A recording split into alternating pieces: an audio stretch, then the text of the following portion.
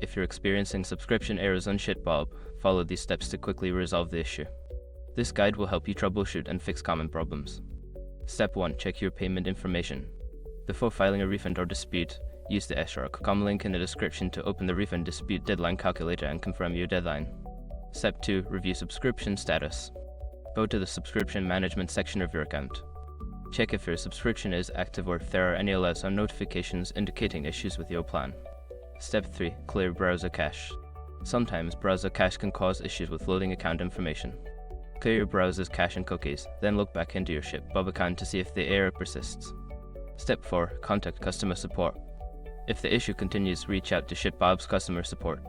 Provide them with details about the error message you are receiving and any steps you have already taken to resolve the issue.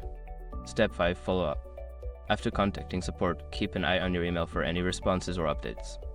If you do not hear back within a reasonable time frame, consider following up to ensure your issue is being addressed.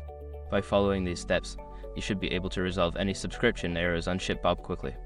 If problems persist, don't hesitate to seek further assistance from the support team.